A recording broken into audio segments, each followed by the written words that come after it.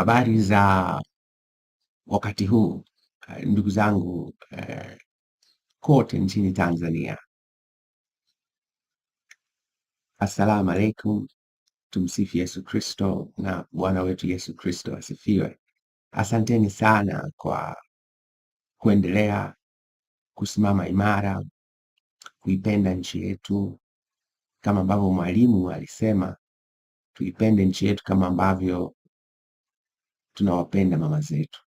Leo nikasema niwashirikishe mambo kadhaa. La kwanza na kubwa kuliko yote, tusitoke katika mstari. Hakuna uchaguzi. Kuna mikutano ya hadhara inaendelea ambayo gombea kiongozi wa chama chetu cha Mapinduzi anafanya mikutano kila pahala. Ni mikutano ya hadhara kwangu mimi. Uchaguzi ni jambo muhimu kubwa la kitaifa katika nchi yetu, na lengo lake huwa ni kuleta pamoja kama taifa, kuamua nani anakuwa kiongozi wa nchi yetu. Ni taasisi gani ya kisiasa, taasisi ya umma, chombo cha watu, chama cha siasa kimepewa dhamana ya kutoa uongozi wa serikali, lakini pia ni wakina nani, kwa maana ya vyama na mtu mmoja mmoja wanapewa dhamana ya kuwa wawakilishi wetu katika Bunge la Jamhuri ya Muungano wa Tanzania, kwa maana ya Jamhuri ya Muungano, madiwani kule katika ngazi ya kata, lakini pia rais wa Zanzibar, wawakilishi wa Baraza la Wawakilishi, pamoja na madiwani katika wadi kule Zanzibar. Kwa uchaguzi huwa si tendo la hila linalopangwa kwa ujanja ili wachache wajikwapulie uongozi kinyume na utaratibu. Uchaguzi unapaswa kuwa tukio linalotuleta pamoja kama taifa, kusikiliza sera kutoka vyama tofauti tofauti vinavyogonganisha hoja na mawazo, ili wananchi hatimaye wasikilize, wachambue na kisha waseme hao wa hoja zao wanafaa kutuongoza katika nchi yetu. Mimi nina matatizo makubwa katika namna ambavyo mchakato wote ulikuwa, kuanzia Chama cha Mapinduzi ulivyotindinganywa, ulivyovurugwa, walivyobagaza na kubananga katiba ya CCM, taratibu na kanuni za chama chetu, desturi nzuri. Nisiweke maelezo hayo marefu, lakini yote hayo baada ya kubagazwa na kubanangwa ndio yakapelekea kupatikana hawa ambao wanaitwa wanagombea kupitia Chama cha Mapinduzi. Wana CCM hawajawakubali watu hawa. Unaweza ukatumia vyombo vya CCM kama mikutano kuhalalisha jambo lako ovu, lakini ni wakati mdogo tu na haki itasimama.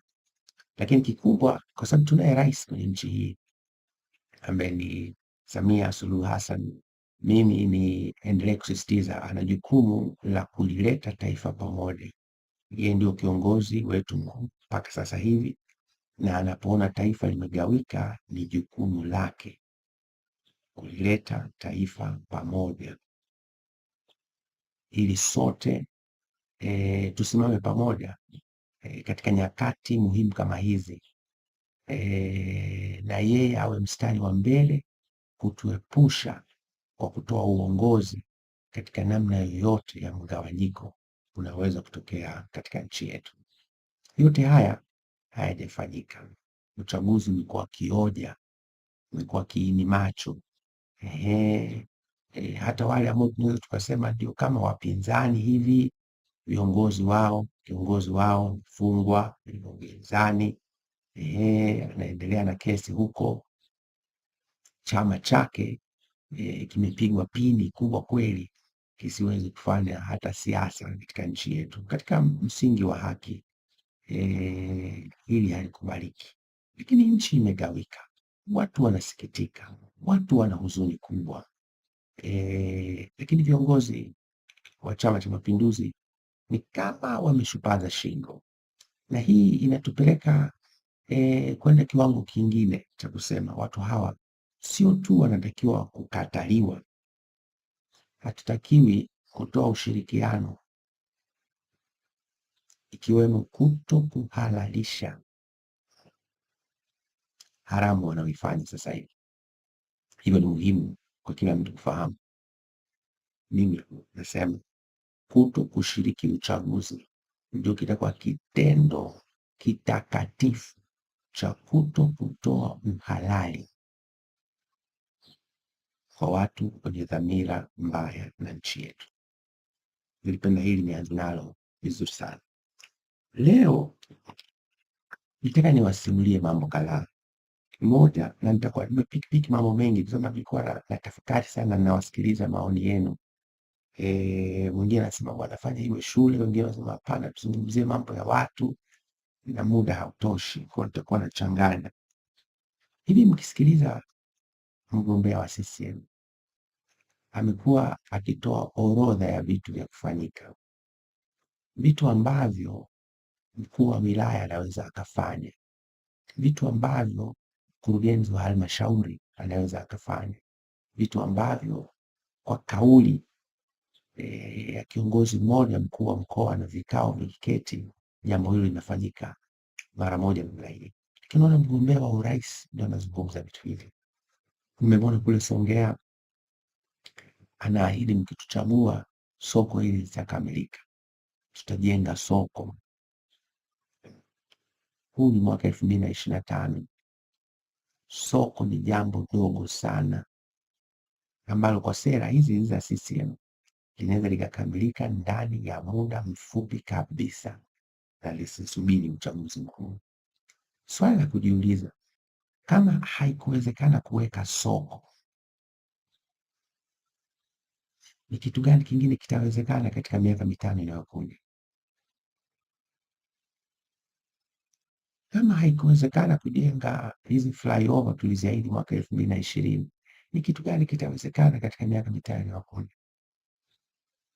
Tuliaminisha watu kutoka mwaka 2015 kuhusu miradi ya kimkakati mikubwa ambayo ikikamilika, utekelezaji wake unahusisha watu wengi, kukamilika kwake kunahusu watu wengi. Nikimsikiliza Mama Samia, silioni hilo likitoka. Unasikia tu ni orodha ya vitu vidogo vidogo, Kiingereza ningesema practical needs, mahitaji madogo madogo, ndio hayo yanatuahidi. Tafsiri yake nini?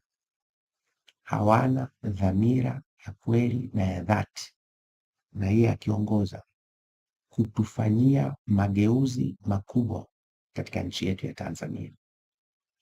Hili mimi sikubali na nalikataa kwa nguvu zote, kwa sababu nchi hii Watanzania wanalipa kodi, ndio inaendesha serikali, ndio inapaswa kutoa maendeleo kwa watu wetu. Pesa ya nchi hii inatosha kufanya mabadiliko na mageuzi makubwa ya kuleta maendeleo makubwa kwa watu wetu wa Tanzania. Unapoona tunatoa ahadi nyepesi nyepesi za kujenga masoko hapa na pale, inasikitisha. Haya mambo yalitakiwa kwa kauli moja yangekuwa yamefanyika. Kama hayakufanyika katika miaka mitano ambayo tumeikamilisha mwaka huu, najiuliza tulikuwa wapi? Kwa nini hatukufanya? Tumewaeleza wananchi kwa nini hatukufanya, na sisi wananchi tumewaelewa sababu zao kwa nini hatukufanya, kwa sababu sisi wananchi hatukuacha kulipa kodi wakati wowote ule kwenye nchi yetu. Kama sisi hatukuacha kulipa kodi, kwa nini wao hawakutekeleza wajibu wao? Tusifurahie kwenda kwenye hii mikutano ya hadhara anafanya. Of course mikutano hii anaweza kawa yeye ana utaratibu wake wa kuleta watu wake pale, lakini isituzuie kuendelea kujadili Mama Samia alikuwa wapi mtu kufanya mambo haya katika miaka mitano iliyokamilika kipindi hiki. Mimi nimewahi kuuliza kipindi fulani mwaka 2021, na niliuliza kwa sababu nilikuwepo kipindi ambacho Mama Samia akiwa makamu wa rais na rais akiwa John Pombe Joseph Magufuli alimuita Mama Samia, alimuita waziri wa TAMISEMI wakati huo Simba Njafu, akawaambia msinyanyase wamachinga, msiwahamishe bila kuwaeleza kwa hakika mnawapeleka wapi, au kuweka utaratibu rasmi na ulikuwa wazi kusema tunatoka hapa tunakwenda kule, na wale wanaosikiliza watasema kwa hakika ninaiona mipango inayokwenda kulinda maslahi mapana ya biashara zetu na maisha yetu, na huo ndio utu wa watu wetu. Baada ya Rais Magufuli kufariki, ikafanyika kampeni kubwa ya kuwaondoa wamachinga kote nchini Tanzania, kuwavuruga kabisa kutoka kwenye maeneo yao walikuwa wakifanya biashara. Hakukuwa na maelezo ya msingi, mnawatoa hapa, mnawapeleka wapi na kwa nini, na mpango ni upi? Naweza mimi nikaonekana mwongo leo, lakini wamachinga si wapo? Je, kutoka mwaka 2021, 2022 mpaka leo hali zao zimeboreka kwa hamisha ile? Kama ndio, wao wawe mashuhuda. Kama sio, ni wakati wa kutafakari ya kwamba kama wameshindwa kujenga mustakabali mpana wa wafanyabiashara hawa wadogo, ni mustakabali upi wanatuahidi katika miaka mitano inayokuja? Au ndio ile hadaya jukwaani, ukiomba kura na baada ya kupata kila mtu ajijue, kila mtu afe na lwake? Mimi nimekataa kuwa sehemu ya uongozi unaoendeshwa kwa ahadi zisizokuwa na kweli. Moja, kwa sababu mimi pia ni mtaalamu mzuri tu wa maendeleo, na ninapoona mambo yanafanyika kinyume na taaluma. Lakini pia mimi na hofu ya Mungu, kwa sababu napenda kwenda mbinguni, na dhamira yangu inakataa. Na tulianza mfano mmoja mdogo pale Mwenge, tuliwaambia wamachinga waondoke pale kwenye stendi, tukawapeleka kule njia ya kwenda Coca-Cola kwa kuahidi soko likikamilika tutawarudisha. Ninawauliza wamachinga wa Mwenge, baada ya soko kukamilika, je, mmerudishwa ndani?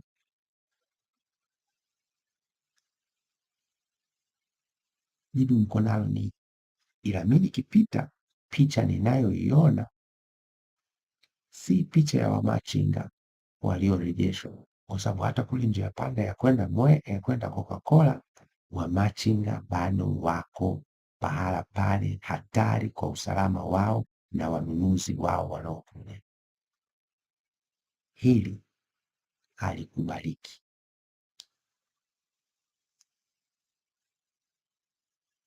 Alafu unajua hii habari ya biashara mjini na wajasiriamali si jambo la kusubiri kampeni, ni jambo la dhamira. Mimi sioni dhamira ya Mama Samia na maelezo yanayotolewa kwenye kampeni. Iko mtu anasema una chuki. Chuki ya nini? Hakuna chuki. Nimeamua kusema ukweli, na kama yupo mtu mwingine ana ukweli mzuri zaidi kuliko niliokuwa nao, na hakuseme tusikilize, alafu mimi watu watanipuuza. Nilipata kuwa mkuu wa wilaya wa kwanza wa wilaya ya Ubungo. Pale Ubungo kuna soko la mahakama ya ndizi. Nilipong'amua hila inayofanyika pale sokoni, kulikuwa kuna kikundi cha watu wachache kinakusanya mapato kinyume na sheria. Kutoka ofisi ya mkuu wa mkoa wakaenda pale kipindi hicho Bwana Makonda, wakatizama, wakasikiliza kero, wakaondoka, hawakurejea tena. Mimi nilipokwenda, na shahidi atakuwa Bwana Boniface Jacob, wakati huo akiwa mwenyekiti meya wa halmashauri ya manispaa ya Ubungo. Nilipiga marufuku mara moja kikundi kilichokuwa kinakusanya mapato kinyume na utaratibu, na nikaelekeza wafanyabiashara na wajasiriamali wote katika soko lile watatoa shilingi 1,000 tu kwa siku na watafanya biashara bila kubugudhi. Wakati mkuu wa mkoa anakwenda pale, alielekeza watu wafanye ukaguzi wa ni shilingi ngapi soko lile lilikuwa linatengeneza kwa mwezi. Lile soko lilikuwa linatengeneza milioni 690.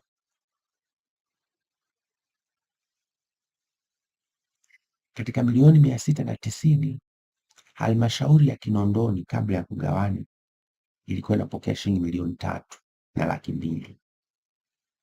Kiwanda cha Urafiki kilikuwa kinapokea milioni 7.5 mpaka milioni 10, lakini makusanyo halali milioni 690. Taarifa hizi kwa mkuu wa mkoa wa Dar es Salaam ziko hata leo. Nilipopiga marufuku unyanyasaji wa wajasiriamali katika soko lile, na kwamba kila anaingia mle kujitafutia riski atatoa 1,000 tu na kupewa risiti, bado soko lilitengeneza milioni 120 kwa mwezi. Nikasema katika milioni 120, milioni 40 wapewe Urafiki, milioni 60 ichukue halmashauri ya Ubungo, milioni 20 itumike kuendeleza soko, kufanya usafi na kutengeneza mabanda kila mwezi. Vita yake haikuwa ndogo, ilikuwa kubwa mno. Na ukumbuke wakati huo Magufuli ni rais. Ilikuwa kubwa mno vita ile. Urafiki wakakataa kuchukua milioni 40 licha ya kwamba walikuwa wakipokea milioni 7.5. Sasa tutanielewa tafsiri yake. Na tukawatoa halmashauri kutoka milioni 3,200,000 mpaka milioni 60. Baadaye majukumu yalibadilika, nikafanya kazi kwenye Chama cha Mapinduzi. Lakini niambie leo, ukipita soko la Mahakama ya Ndizi, je, mazingira yameboreshwa? Jibu unalo wewe. Dhamira. Serikali hii inayoongozwa na Mama Samia haina dhamira ya kutatua kero za watu. Niliwaeleza kuhusu habari ya mwendokasi. Nataka nisiende kwenye mambo madogo, sijui imekuwaje. Nataka niwaeleze picha pana ya mwendokasi na namna ambavyo dhamira ya serikali hii inayoongozwa na Mama Samia haiko tayari kuona usafiri na usafirishaji katika jiji la Dar es Salaam unabadilika. Na hata kama wanatenda katika namna ambayo haiondoi tatizo, na nitakupa ushahidi. Mradi wa mwendo kasi tangu ulipoanza una awamu kama 6. Awamu ya kwanza ni kutoka Kimara mpaka Kivukoni na ina matawi mawili, moja la Magomeni kwenda Moroko na pili kutoka Faya Kariakoo mpaka Gerezani.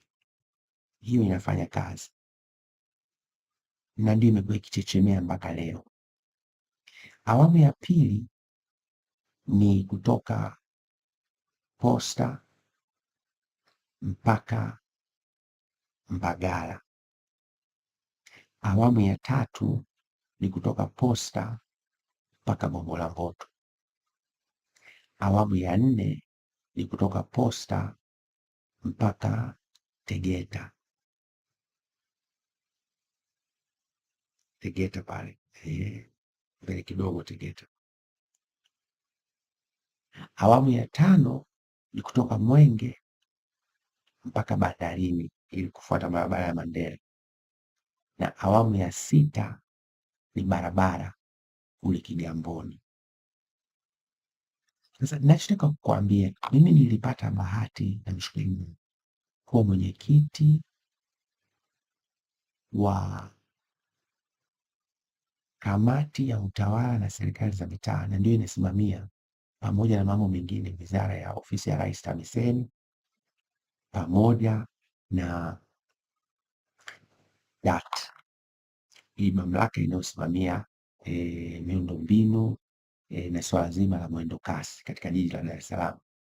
Ninakumbuka nikiwaeleza, badilisheni,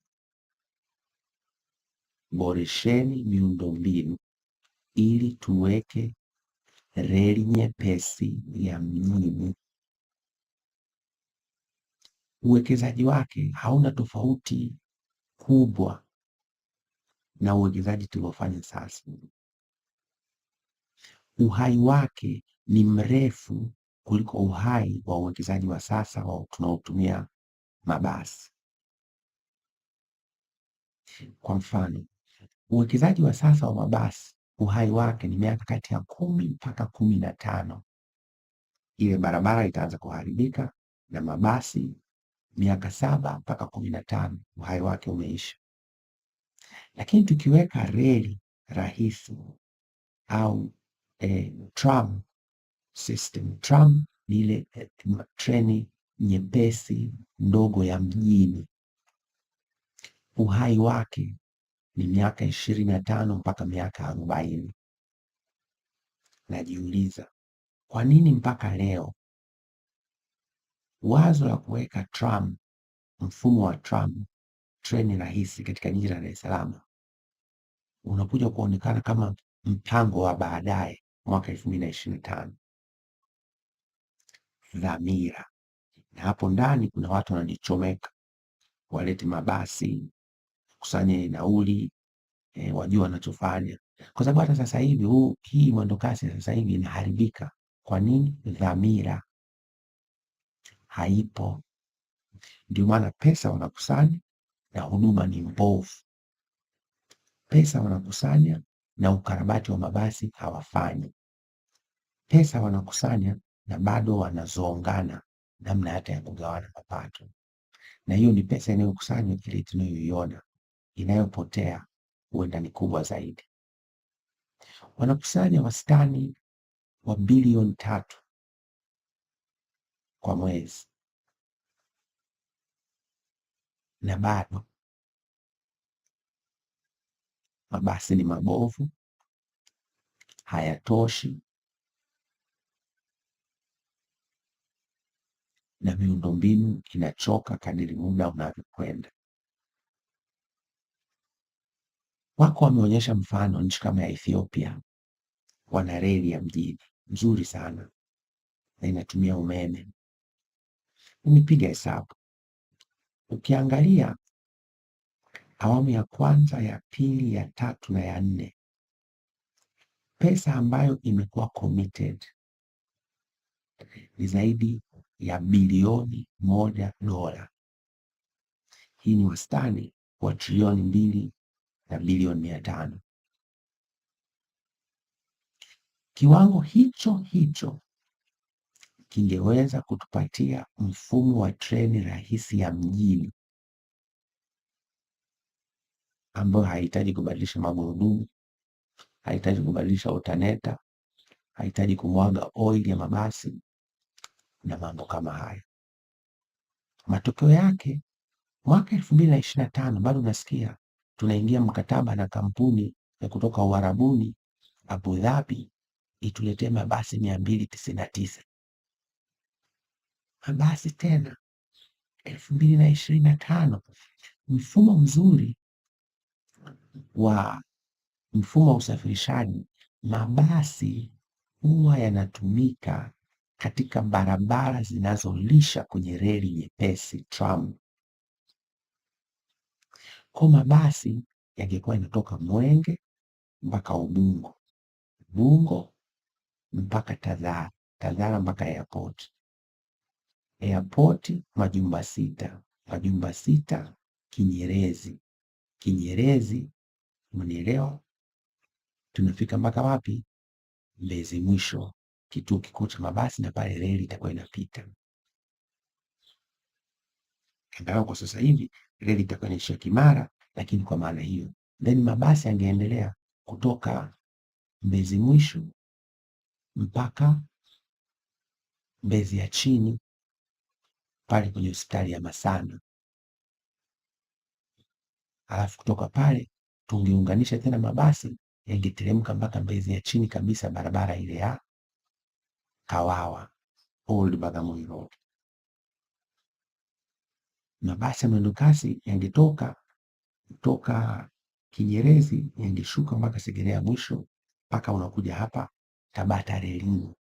Hizo zinaitwa feeder roads, barabara zinazolisha mfumo wa reli. Huoni wakifikiri hivi? Mwaka huu wanasema wapo kwenye mipango. Unagundua tatizo ni dhamira. Wako tayari waanze kutengeneza vituo vya kulisha gesi kwenye mabasi, lakini hawako tayari kutumia gesi hiyo kutengeneza mitambo ya kuzalisha umeme.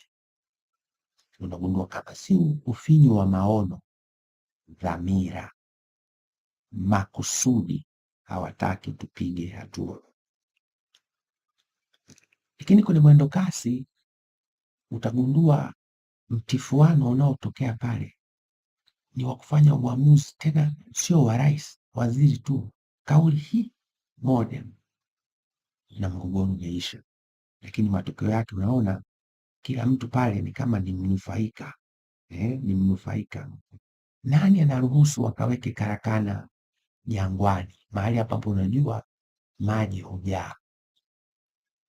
Basi wanaweka karakana kwa kila mtu anawaona, wanajenga karakana Jangwani, inawekezwa pesa pale, walipa kodi Jangwani. Halafu nini kinatokea?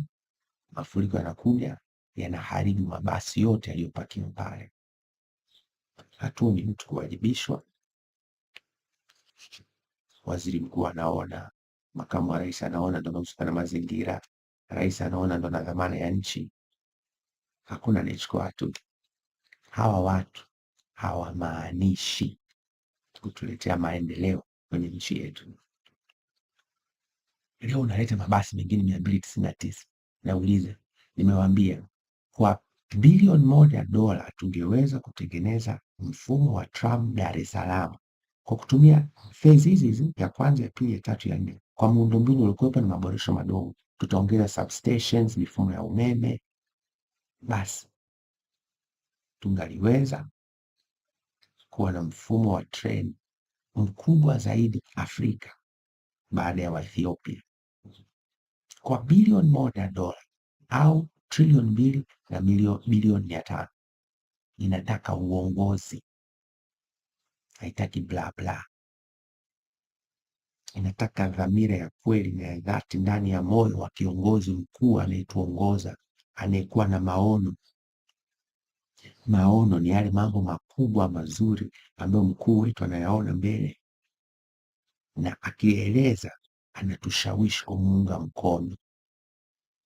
Leo ukimsikiliza kiongozi wetu mkuu, anakushawishi kumuunga mkono, anakushawishi au anazungumza vitu ambavyo alitakiwa kuwa ameshavifanya katika miaka 5 iliyopita.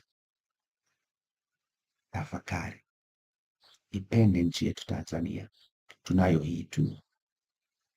Leo hii ninaambiwa idadi ya mabasi imekuwa ndogo mno. Kwa nini? Wanakusanya nauli, hawafanyi ukarabati, hawatengenezi mabasi, mabasi ni mabovu, lingine mengi, lakini moja limetaka kuwaka moto juzi na kudhuru watoto wadogo na abiria waliokuwemo. Kwa nini? Kwa sababu pesa inakusanywa, kama haiendi kwenye maboresho, kama haikarabati mabasi ambao ndio lengo kuu la msingi, unataka sisi wananchi tuseme nini kama sio mnakula hela hiyo? Huo ni wizi, ni ufisadi, na watu wanatakiwa kwa wakati sahihi, wakati wake Mungu wetu wa mbinguni, kuchukuliwa hatua kali kwa ubadhirifu mkubwa wa miundombinu hii inayotoa huduma za usafiri na usafirishaji katika jiji la Dar es Salaam. Siku hiyo inakuja, na mimi nawaomba sana Watanzania wawe na amani tena, wawe